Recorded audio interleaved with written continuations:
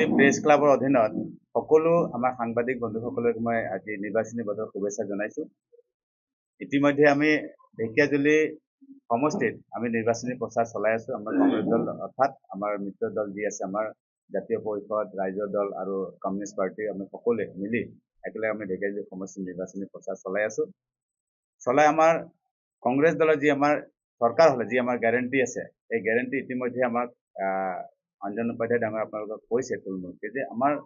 চৰ্তবিহীন আমাৰ যিসকল উদ্যমী মহিলা থাকিব তেওঁলোকক 50,000 টকাকে দি তেওঁলোকৰ ক্ষুদ্ৰ উদ্যোগ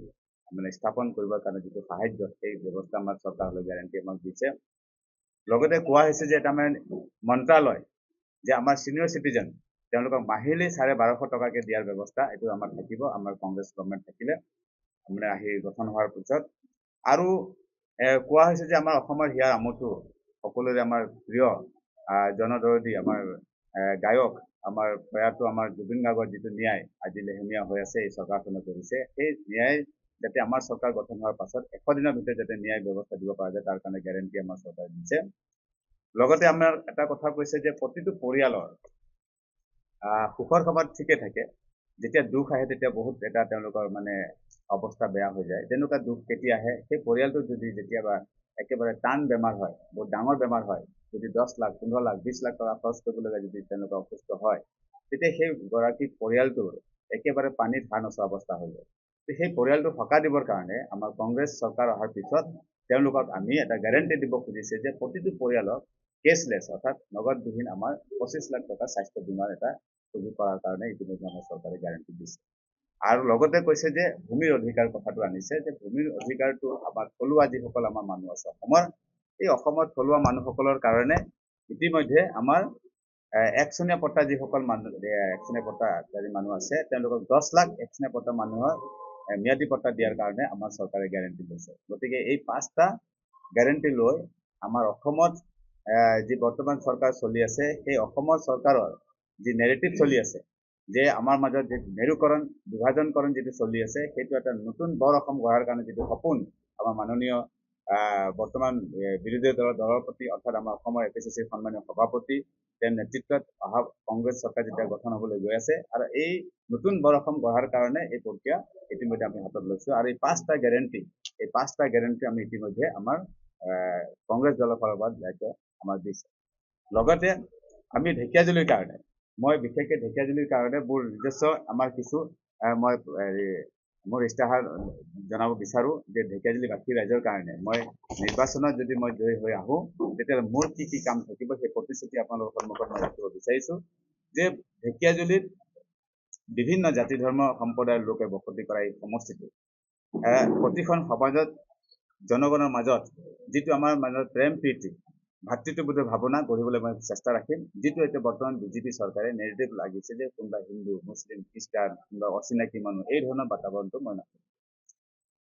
আৰু মই কৈছোঁ যে গ্ৰাম্য আৰু নগৰৰ যিসকল মহিলাকৰণৰ সাংঘিক উন্নয়নৰ কাৰণে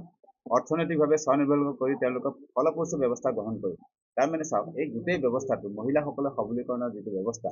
আজিৰ তাৰিখত আমাৰ কংগ্ৰেছ চৰকাৰ প্ৰয়াত তৰুণ গগৈৰ নেতৃত্বত আমাৰ চৰকাৰ হৈছিল, সেই চৰকাৰৰ নেতৃত্বত আমাৰ মহিলাসকলক আৰ্থিকভাৱে সবলীকৰণৰ কাৰণে যিটো আত্মসহায়ক গোটৰ ব্যৱস্থা ৰাখিছিলে, সেই আত্মসহায়ক গোটটো এতিয়াও বহুত এনেকুৱা মহিলা সেই আত্মসহায়ক গোটৰ পৰা এতিয়া বিৰত হৈ আছে। তেওঁলোকক আৰ্থিকভাৱে স্বাৱলম্বী কৰিবৰ কাৰণে মই এইটো চেষ্টা কৰিম, এইটো মোৰ ফালৰ পৰা ইস্তাহাৰ আছে। আৰু বহুত মহিলাই এই আত্মসহায়ক গোটত যিসকল মহিলা আছিলে তেওঁলোকে মাইক্ৰ' লেভেলত যিসকল ঋণ লৈছিল, আমাৰ চৰকাৰে তেওঁলোকক ঋণ পৰিশোধ কৰিম বুলি কৈছিলে হিমন্ত বিশ্ব শৰ্মা ডাঙৰীয়াই। এতিয়া ঢেকীয়াজুলি সমষ্টিত যথেষ্ট এনেকুৱা মহিলাই ঋণ লৈছিল মানে মাইক্ৰ' ফাইনেন্স বেংকৰ পৰা, আজি তেওঁলোকক পইচা ঋণ ঘূৰাব পৰা নাই। তেওঁলোকৰ চক্ৰবৃদ্ধি সুদ বাঢ়ি গৈ ইমান হৈছে, তেওঁলোকে আজি যিটো কয় আপোনাৰ বেংকৰ যিটো মানে লোন ক্লিয়াৰেন্স হ'ব লাগে সেইটো নাই, গৈ পেলাই বাঢ়ি গৈছে। আজি তেওঁলোকে চিভিল একেবাৰে বেয়া হৈ গৈছে। এই চিভিল বেয়া হোৱাৰ কাৰণে তেওঁলোকে আকৌ কিবা ব্যৱসায় কৰিম কিবা কৰিবলৈ যাম বেংকত ঋণ বিচাৰি যায়, তেওঁলোকে আজি চিভিল বেয়া হোৱাৰ কাৰণে তেওঁলোকে দিব পৰা নাই। সেই মানুহবিলাকৰ আজি পানীত হাঁহ নচৰা অৱস্থাত আছে। গতিকে তেওঁলোকক মই আৰ্থিকভাৱে স্বাৱলম্বী কৰিবৰ কাৰণে এটা বিশেষ ব্যৱস্থা ল'ম বুলি মই মোৰ ইস্তাহাৰত কোৱা হৈছে। আৰু মই যিহেতু এগৰাকী চাহ জনগোষ্ঠী আদিবাসী সমাজৰ পৰা যিহেতু মই বিলং কৰোঁ, এই জাতিটো একেবাৰে শোষিত নীতিৰে হৈ আছে আমাৰ অকল ঢেকিয়াজুলিতে নহয় সমগ্ৰ অসমতে ইয়াৰ এই বিষয়টো মই বলিষ্ঠভাৱে পদক্ষেপ ল'বলৈ বিচাৰিছোঁ এইকাৰণে কাৰণ এই জাতিটো একেবাৰে পিছ পৰি আছে আৰু পিছ পৰি থকাৰ কাৰণে আজি যিসকল আমাৰ মানুহে চাহ শ্ৰমিক হিচাপে চাহ বাগিচাত কাম কৰি আছে গাঁও অঞ্চলত কাম কৰি আছে চাহ বাগিচাত মানুহ যিখিনি আছে আজিলৈকে কংগ্ৰেছ গভৰ্ণমেণ্টে যিখিনি সুবিধা দিছে এই সুবিধা দিয়াৰ উপৰি 10টা বছৰ বিজেপি গভৰ্ণমেণ্টে আজিলৈকে একো কৰিব পৰা নাই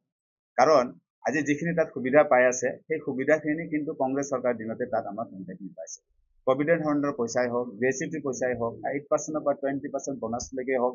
গোটেই এই সুবিধাখিনি কিন্তু কংগ্ৰেছ গভৰ্ণমেণ্টৰ দিনতে যি ব্যৱস্থা লৈছে কিন্তু বিজেপি গভৰ্ণমেণ্টৰ দিনত তাত কোনো ধৰণৰ স্থায়ী বা আইনীভাৱে আইন নানিলে যিটো নেকি আমাৰ শ্ৰমিকসকলে সদায় সেই সুবিধাখিনি পাব গতিকে এই কথাখিনি মই বলিষ্ঠভাৱে কথাখিনি ৰাখিম লগতে আমাৰ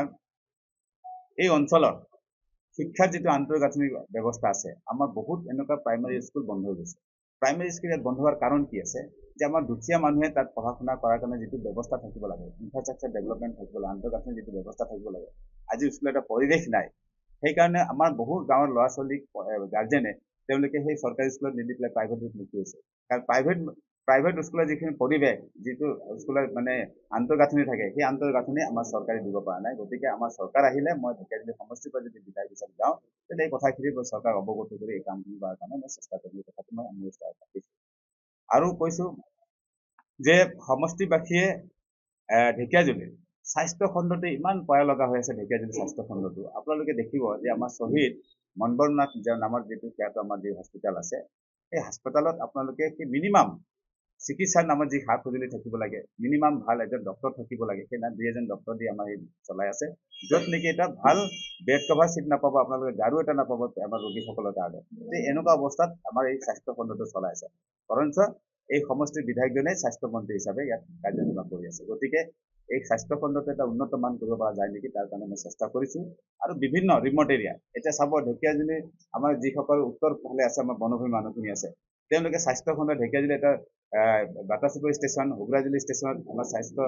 মানে হস্পিটেল দিয়া হৈছে তাত কিন্তু ডক্টৰ নাই সেইবিলাক দিয়াৰ ব্যৱস্থা আমি কৰিব লাগিব সেই কথাটো মই ৰাখিছোঁ আৰু বৃদ্ধ আৰু বিধৱা মাতৃসকলৰ কল্যাণৰ হকে বিশেষ ব্যৱস্থা কৰোঁ কাৰণ বৃদ্ধ আৰু যিসকল বিধৱা মহিলাসকল আছে তেওঁলোকৰ কাৰণে বিশেষ আমি এটা চিন্তা চৰ্চা কৰিব লাগিব কাৰণ এইসকল মহিলাৰ অকলশৰীয়াকৈ জীৱন যাপন কৰাৰ কাৰণে যথেষ্ট কষ্ট হয় এইসকল মহিলাৰ কাৰণে আমি চিন্তা চৰ্চা কৰিব লাগিব এই চৰকাৰ দিনত ভয়াৱহ এটা ৰূপ লৈছে যে নিবনুৱা সমস্যা এংগেজমেণ্ট আমাৰ যিসকল ইয়াত নিবনুৱা যুৱক যুৱতীসকল আছে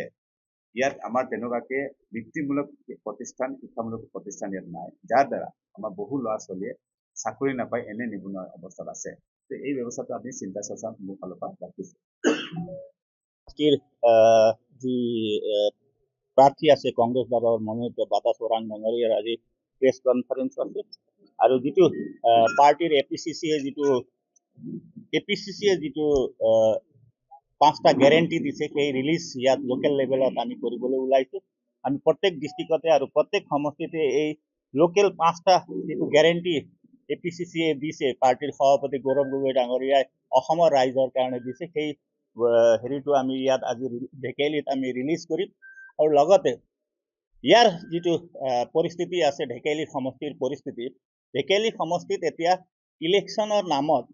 অকল টকাৰ খেলা হৈ আছে টোটেলি টকাৰ খেলা হৈ আছে আৰু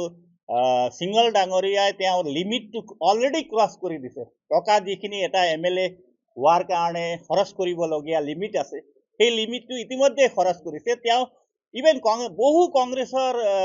বিষয়ববীয়া মণ্ডলবিলাকক তেখেতে 8 লাখ 9 লাখ 5 লাখ এই ৰেটত তেখেতে মাছ বজাৰৰ দৰে কিনিবলৈ এতিয়া ষ্টাৰ্ট কৰিছে এতিয়া ইভেন যি সিংহলে মাইনৰিটিৰ মুখ ইয়াত এন্ট্ৰি নালাগে বুলি কয় এতিয়া সিংহল মাইনৰিটিৰ পিছত তেওঁ পলাই আছে তেওঁ কিনিবলৈ বিচাৰি আছে তাৰ মানে সিংহল আতংকিত হৈছে ইয়াৰ পৰাই বুজা যায় যে সিংহল আতংকিত হৈছে আৰু তেওঁ কেতিয়া মাইনৰিটিৰ ভোট লাগে সেইকাৰণে আজিৰ দিনত সিংহলৰ মাইনৰিটি যিখিনি এন্টি বিজেপি লিডাৰশ্বিপ আছিল তেওঁলোকক কিনিবলৈ তেওঁ 5ৰ পৰা 8 লাখ পৰ্যন্ত তেওঁ পেলাই আছে এইটো আমাৰ একদম সঁচা কথা আৰু তেওঁ পিছত পৰাৰ কাৰণটো মেক্সিমাম এইবাৰ হিন্দু ভোটটো সিংহলৰ তাত নাযায় তেওঁ শিঙৰি মন্দিৰটো ধ্বংস কৰিলে শিঙৰি মন্দিৰটো ধ্বংস গোটেই তেওঁ নৱ যি হিন্দুত্ববাদ আনিছে